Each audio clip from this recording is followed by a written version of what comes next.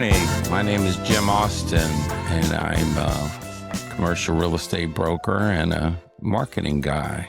This morning, we are kicking off our inaugural podcast show with a great guest. I'd like to introduce you to North Texas Talks with Jim and Jenny. Yes. And our guest is Mr. Ben Gold, and he came in from McKinney, and we're going to talk about AI strategies, and just a great guy. And the unique thing about Ben, Jenny and I met each other, and we met Ben at the same time. Yes. Thank you for being here, Ben. It's awesome to be here, and I'm flattered to be on your inaugural podcast show. I think this is awesome what you guys are doing, and I wish you the best of luck with finding awesome conversations. So what I did immediately after the session was over, it was a real estate session. Some of the biggest commercial real estate brokers were in the house, about 40 of us, and Ben presented to us what the future of AI was. So immediately after, I went up, got his contact, and we talked twice, had meetings on the phone, and we said, hey, we'd like for you to be here for our inaugural kickoff of our podcast, sir. Yeah, and I found that when I spoke to your group, it was really a wonderful audience, that people were very engaged. And, sometimes for certain people, AI is scary. And I always find that when you start using the technology and you learn what are the different use cases and how you can actually use it to improve, to be better at your job, better personally or for education, that people get a little bit less scared of it. Although it is a little scary when you think of the future and the capabilities, but my recommendation is dive in, and then at least as you understand it, you can figure out how to use it for yourself, how to navigate this changing world. Definitely, because I do see that I was a little resistant to it just because I didn't understand it, like you said. But once I started implementing it in my business, it just helps me so much by cutting so much time and getting the answers immediately, and so much brain power that I'm able to save in some ways, in the minor things, right? And that's the key, is to understand that AI is, if you use it correctly, it can take your drudgery. Yeah. That is, for example, instead of spending 3 hours researching, you can research in 15 minutes, but you can take that 3 hours and get a value of analyzing. And so your time is spent on more focused activities than just drudgery and boring stuff. So you can think more strategic. Well, you're an expert. And I got that from that session, and I learned so much. And we use AI in my business because, as you said, it saves time. And you and I are going to be working on doing a workshop over here in Fort Worth at some point. We're pulling that together.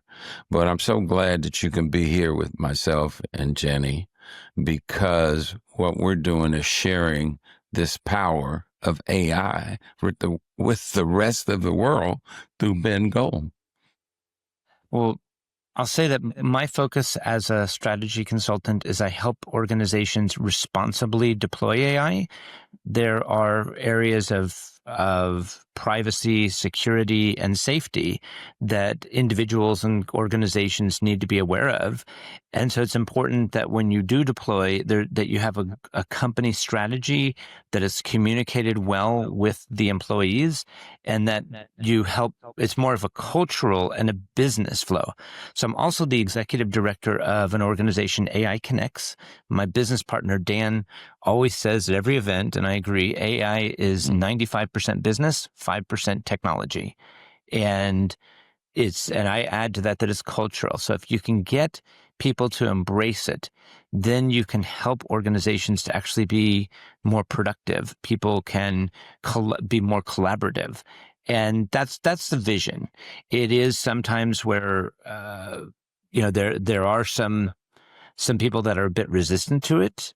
And very large organizations, they are using AI to cut headcount. So I would say that generally smaller companies that are up to 100 employees, they're usually thinking, we want to make our employees better. We want to sell more with what we've got, as opposed to hiring new headcount. Can we add new clients, add new opportunities, or go after more business because now we're more efficient in what we do? And what would happen to those business owners that refuse to use it in the future? Like, just do people talk about that? Because I know there's, people that are head on and are embracing it. And like you said, making the system run more efficiently. What happens if you don't? So I don't want to sound like a doomsdayer. No. But I tell, when I go into companies, I say by 2027, there'll be 3 kinds of companies: AI emergent, AI native, or out of business. Wow. And what I mean by that is that if you think of you're beginning your journey, we say it's an AI beginner. And the way I teach are 7 different steps. And it's first, you have to have, from an organizational point of view, a CEO that says, I want this. That's like the first thing. Because if you have an IT, I still find large organizations where the legal department, the information security department, they say no AI. Okay, well, you got to say you want to adopt it. Then you need to buy the tools, train your employees, and then look at your back-end data. Now, companies that don't do it, it's going to be, they're going to notice that they might be losing clients, because a company that's AI native will have a better customer success. They'll be able to communicate better. I'm not talking, some of these chatbots out there are really bad, but the ones that truly deploy it correctly will be able to onboard customers faster, give a better experience, use the data to make better decisions. So it won't happen overnight, but there'll be this moment where companies that don't use AI are going to wonder, they're going to have like a blockbuster moment. What happened? Yeah. And I got passed by. Wow. And see, one of the things that I realized that you can use it in the nonprofit world and you can use it in the profit world. So I'm in both realms. So, we talked about my museum, the National Multicultural Western Heritage Museum, and that will expand our ability to share that 1/4 of the cowboys were Black, Hispanic, Native American, and Asian, and beyond. So as we sit here at the table, we're multicultural. Right. Hispanic, African American, and Caucasian. Yeah, Caucasian. Okay, so there it is. We're moving the dial forward, and Jenny and I are just so excited to be bringing this as our first show for North Texas Talks with Jim and Jenny. Question for Ben. You said that there's some really bad chat boxes out there. What would you recommend to like your everyday user? Where do we start? I know, there's ChatGPTs everywhere, right? Yeah. And just like 1 to your everyday user and 2 to like your business owner. So, and when I was referring to chatbots, I think of like on websites. Okay. Those chatbots where they pop up and they're kind of annoying. And they're like in your face. And they're in your face. Yeah. And there's a role for them. Now, when we're talking about a large language model, and that would be, there's really 4 big ones that are typically used. That's ChatGPT, Claude, Copilot, and Gemini from Microsoft and Google and Anthropic. These are the 4 big ones. There's a few other ones. There's Grok from XAI. But my recommendations is for individuals or small businesses is first start with ChatGPT, the paid version. Learn about, there's so many things you can do. It's more than just writing emails. So the biggest mistake people make is they say, I write emails with AI.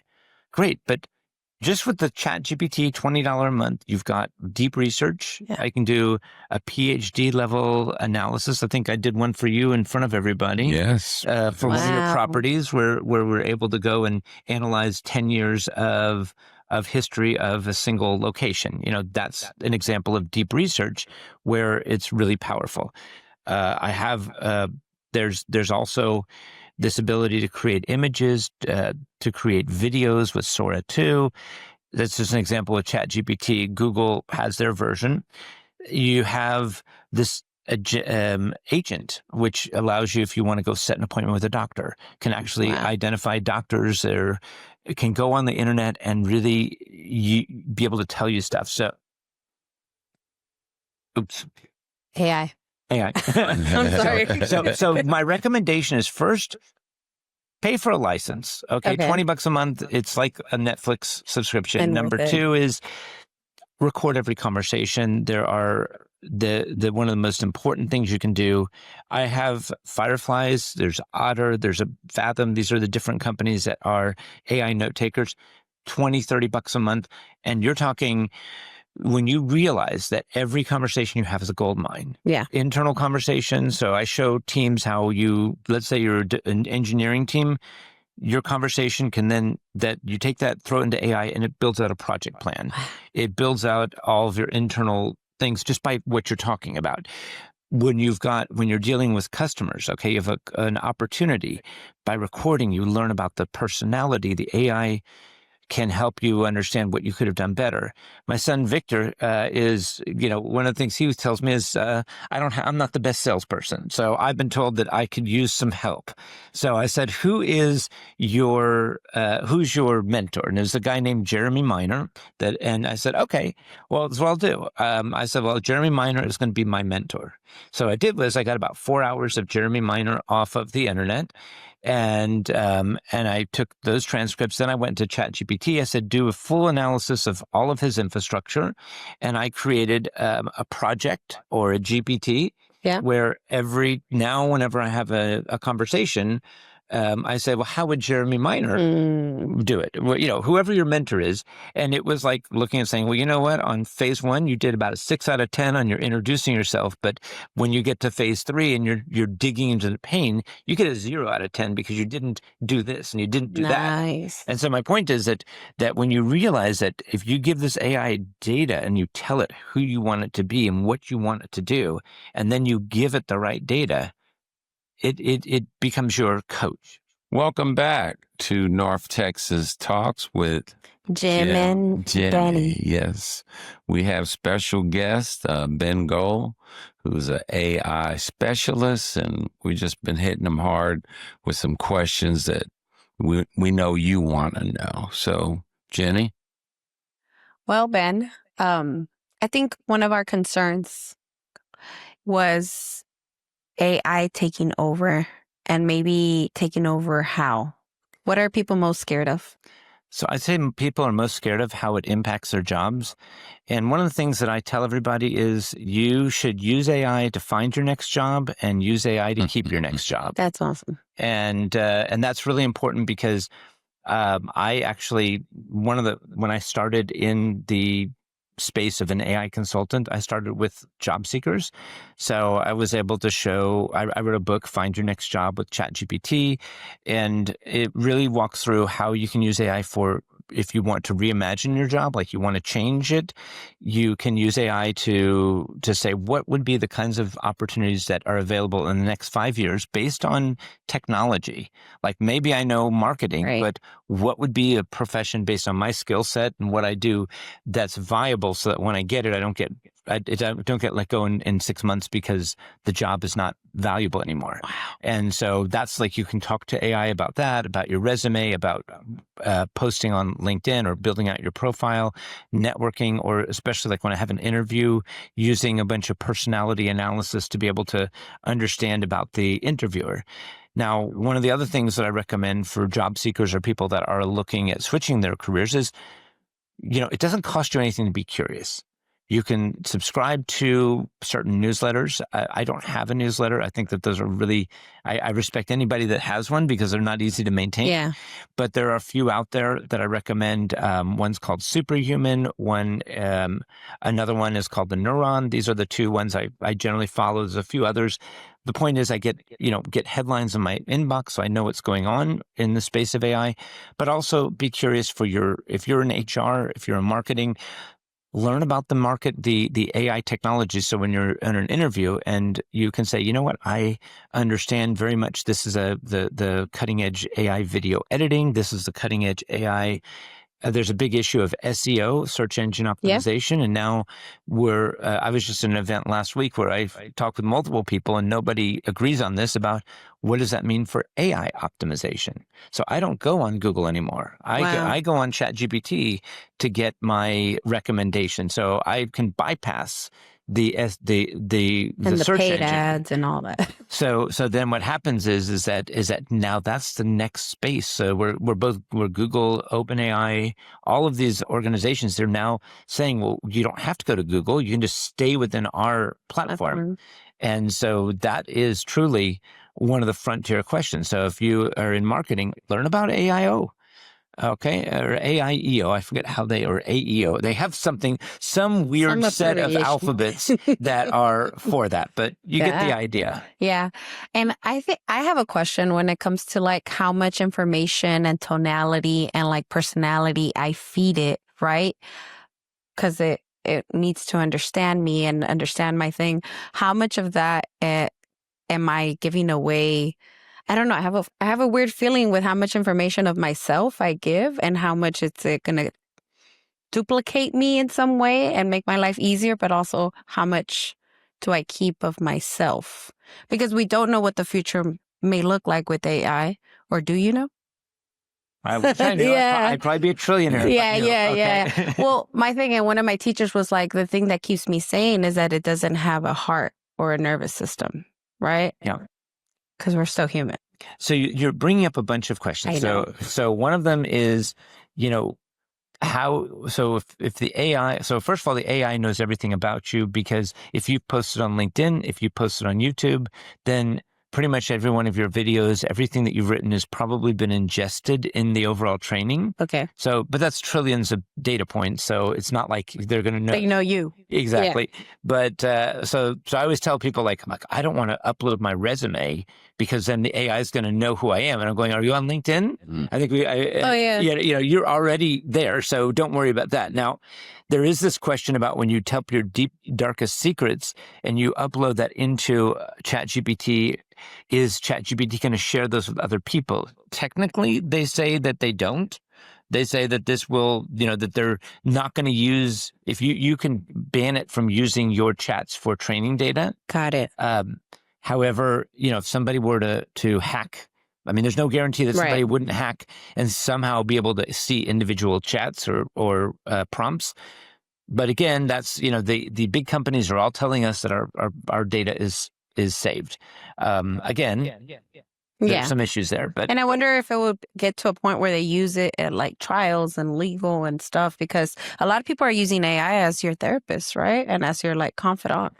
And that's something else that we talk about. So I teach I have also educational clients. And so one of the things that I talk about with teachers and students is AI is a fantastic coach. I'm not a big fan of a therapist. Yeah.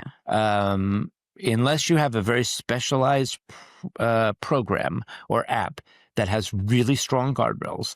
There's a case right now against ChatGPT of a kid that committed suicide. And even though technically the ChatGPT interface says when somebody talks about suicide, it says, call this number, you need help. The argument, that's not strong enough. There should be some sort of notification to somebody to say this guy is really in trouble. And so a lot of these apps that exist would have that. And so that's like one of the dangers here. And there's ways to bypass the controls, which I don't really want to talk about here. I want to show people how to do it. But the point being is that you really would want, when it comes to therapy, I'd want to use something that's been thoroughly tested, has strong guardrails, so that the advice is good. Yeah, that's solid. So Ben is letting you know that whether if you're planning to be in business in the future, you need to get you a $20 account so that you can start using this and finding out. Most of you that aren't familiar with the internet and digital marketing, just go to your kid and they'll show you exactly what you need to do to get connected. And it helps you move forward. I'm a serial entrepreneur. I have 6 businesses, I told you, and each one of them will apply and use this for sure. We will use this to expand North Texas Talks with Jimmy and Jen. With Jimmy and Jetty. Jim and Jetty. Yeah, so JJ, you know, right here at the JAO podcast studios. And if you're thinking about wanting to do a podcast, reach out to my office, Jim A at Jim Austin Online, or Jenny, and we can help you do that. What happened yesterday with Amazon Web? Oh, you know, going down. I mean, everybody is saying Amazon controls my website and all these TV shows, and you couldn't send an email, you know, in your mind as being involved and knowledgeable about social media and the internet. So Amazon Web Services, or AWS, is like the backbone of the infrastructure. Okay. So I did not personally get affected, as in I understand a number of people when they try to use Zoom or some of these other tools that they couldn't use it because that's where everything is hosted in AWS. So that shows the fragility if somebody were to take down. I mean, if you think about it, like when I'm driving on the road and my GPS doesn't tell me when to turn, I get really like, wait a second. Where am I going? Where am I going? What am I doing? You know? Yeah. I mean, I lived for 45 years without having to worry about somebody telling me where to go. I used to have a piece of paper, but now all of a sudden, sense of direction. Or a sense of direction. But now it's like, and so these are the kinds of things that as we get more and more dependent on technology, you could argue that is one of the dangers. Like, for example, I am 3x more productive post ChatGPT than I would be as, you know, without it. Yeah. Like I can get 3 times more stuff done, maybe 4, hard to say, because I write an email in 1 minute instead of half an hour. I am able to just do a lot more. The question is, though, if all of the AI went down, all of a sudden it's like I would suddenly say, what do I do? Okay. You know, oh my God, I got to write an email and just write an email, you know, and stuff like that. So, so that is that part here about, it does show the fragility that if AWS somehow were to get hacked or if there was an attack, then suddenly this stuff that we depend on might not be there. And we, Americans, didn't even realize there was an Amazon Web, you know, and that's a rude awakening when you go to someone's email and you won't come through, or you're doing a Zoom and it's out. So it's kind of scary.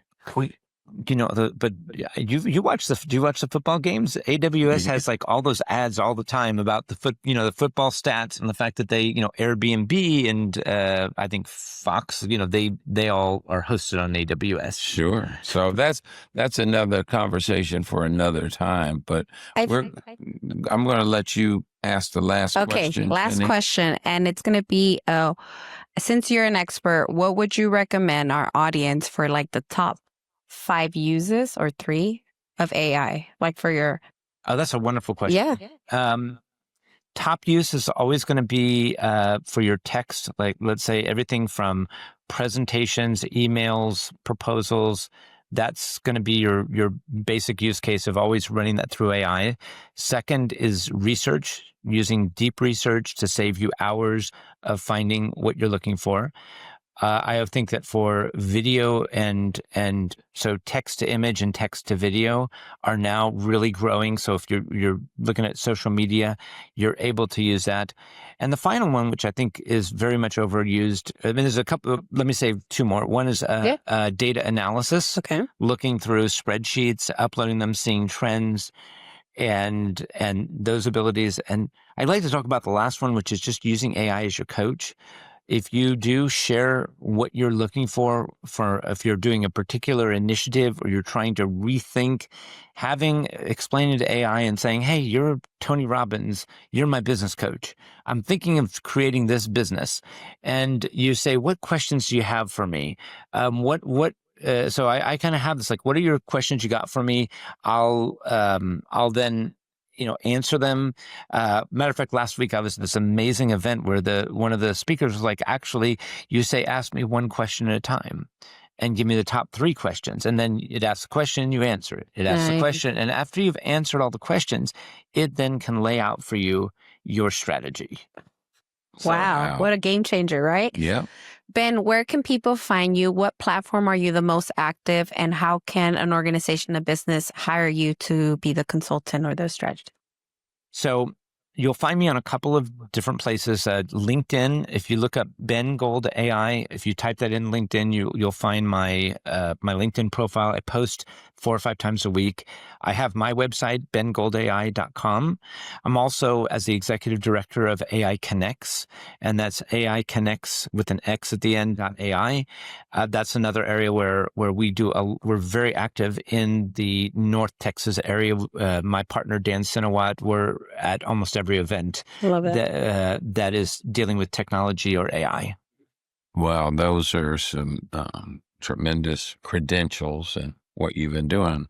Resume says you've been doing it 20 years and you've manipulated that into a very successful business. And I'm looking forward to working with you with my workshop once we determine if it's going to be a 1 hour or a half a day workshop. So stay tuned to Jim Austin Online, which powers North Texas Talks with Jim and Jenny. And we're getting that down, you know. we'll Jim do it and Jenny, you know. Yeah. So my new co-host, I'm so excited to be working with you. That class that we took, that was all the big time commercial real estate brokers. I love it. When you're at the right time at the right place, right? Things like this happen. That's so thank you. Yeah. And then, you know, the cream came to the top, and here he is right here. Here we are. And so thank you for your time. Yeah, we call him Dr. Ben Gold. You know? Our AI doctor. Right? Yeah, so we're going to... Any closing remarks from either one? Hey, just excited to be working with you. Look out for our episodes. We will announce when the show will air in the future. So thank you very much. Thank you so much for coming all the way from McKinney. Thank you for your time and for your expertise, for your knowledge, and for just sharing with our audience what AI, understanding it so that we don't fear it and we embrace it so that it's a part of our life now, right? Absolutely. Yeah. Thank you. Thank you. Appreciate being on this podcast. Yes. Thank you. We'll see you around town. Bye-bye. Bye.